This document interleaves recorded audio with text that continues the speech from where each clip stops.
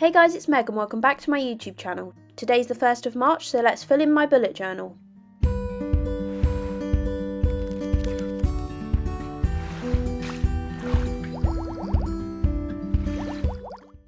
So today is the 1st of March and therefore it's the first day of me filling in my new March bullet journal spreads, which I created in my most recent YouTube video. So I thought I would create a video to show you how I fill in these spreads, what I'll be using them for, and just to give you a little tour of my March bullet journal. So this is the cover page. I've obviously got March and my cute little bumblebee theme quote, as that is the theme of these spreads if you haven't already noticed. My February spreads were fairly minimalist, so I'm looking forward to having a nice bright and colourful bullet journal to fill in this month. So the first thing we need to fill in is the mood tracker. So to start off filling in my mood tracker, I need to choose a colour from my key. So I think today I'm going to be going with this colour. I'm kind of in between happy and sad. I don't know if you can tell, but I'm still a bit unwell and that is kind of annoying me now because it gets in the way of the things I need to do. But also my little dog has hurt his back, so that's really quite sad. Whilst I've got plenty of good things going on, I'm really pleased with the work that I'm doing at the moment. A few other things are making me a little bit sad, so I'm going to go with the middle emotion for today. And if you watched my March setup, then you would have seen me say that I find the easiest way to colour in these little hexagons is to go around the edge first, just because it seems to make it a little bit easier to not go out of the lines because you've got like a thicker border. And then I try to colour in the same direction, so I'm tending to go from left to right on the diagonal, but that's just how I like to do it. So I've had a few questions about how to fill this one in, so I thought by making this video it means I can show you how I'll do it. So the way this works is these are the dates down the side, so obviously today is the 1st of March, so we're up in the top row, and then across the top we have the times. So what we want to do is make a little mark at the time that I went to bed, and then another little mark at the time that I woke up, and then join them up to make a line to show the time that I was asleep from and until. So last night I went to bed at about 1 o'clock and I woke up at about 8, and then we join them up, and eventually we will have lots of different lines going down here showing my sleep pattern basically. So although this wasn't the best sleep ever, it was a bit too short, it's good that throughout the month you can then track how you're sleeping, and you can see, for example, if you're constantly going to bed after midnight, then maybe you want to bring that forward a little bit. And yeah, it's just a fun way to track how you're sleeping because sleep is so important. Then on the right hand side we've got a water tracker. So this is the first time that I've combined the two, and it was purely because I wanted to have a mood tracker and a gratitude log, and I'm also including a workout tracker this month. So I wanted the water tracker still, but I thought I didn't need it to have an entire page to itself, so I've included it in here. So the way this works is I've got 1, 2, 3 and 4 across the top, and that is to represent litres. So I will use it like a horizontal bar graph almost, starting from the left and drawing a line up to whichever point corresponds with how many litres of water I've drunk that day. So today I'm on about 2.5. I will probably drink a little bit more as the day goes on. So you'll see it starts straight from the left, goes up to the 2.5 marker, and then I can elongate the line by the end of the day if it's gone a little bit higher.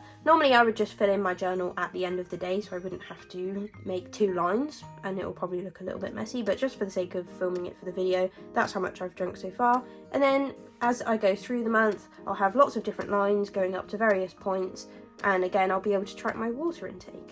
So this is a new spread that I've never had in my bullet journal before. It's a workout tracker, because this month I really want to get on top of my workouts, and I thought including a dedicated spread in my bullet journal would be good motivation, because obviously I'm going to want to fill this in as we go through, and I don't want all of them to just be the colour of the rest day. So yeah, I just thought this would help keep me on track. So the way I've set this up is this is a calendar spread, so it matches the calendar. These are the initials of each day of the week, and this of course is Tuesday the 1st, so this will be the one I'll be colouring in today. So looking at my key, today's workout is just a walk. So I've got the corresponding green pen and I will colour in this little box. I've decided to go with all different shades of green because my theme is obviously very yellowy orange with the bumblebees, but green matches well with that, with sort of flowers, nature and that sort of thing. So yeah, hopefully this will look good once it's all filled in, and hopefully it's not all going to be the rest day colour because I want to make sure I'm on my workouts this month. And then we're on to my gratitude log, which is just a really simple setup with 1 line a day. It is very much similar to the 1 line a day, but I like to change up whether I'm doing it gratitude focused or more just general. So this month is going to be gratitude focused. For today's gratitude, I'm grateful to be working from home, especially because, as I said earlier, my dog isn't very well, so I'm really lucky that I get to still do my work, but I get to be with him and look after him. So that's today's gratitude. A little bit annoying that I made a mistake writing the M, but let's just ignore that. And talking of mistakes, you may have spotted that the end of my gratitude log goes 31 and then 1. I don't know if anyone spotted it in my March setup. I didn't draw attention to it. However, it is kind of funny because apparently I can't count to 31. But it's fine. I can just fill it in on the first day of April. But I thought it was important to point out that I do still make mistakes in my journal, as much as I really do like it to be as nice as possible, especially for the fact that I show it to everyone online. But mistakes happen, and it would have been worse if I tried to white out this line or something rather than just adding in a number. It sort of camouflages it a little bit. So if you make a mistake, do not stress. There's always something you can do to help camouflage it. So this is my first weekly spread, and this is the place where I plan all of my daily to-do lists. As you can see, this was yesterday's, and I use a very basic bullet journal method, which I can go into more detail in another video if you like, but pretty much I just use normal bullet points. I put a line through it if I've done it, and I put the little arrow on the bullet if I need to move it to the next day. I also like to change up my weekly spreads just to keep it interesting, but this month I decided to do a little Dutch door.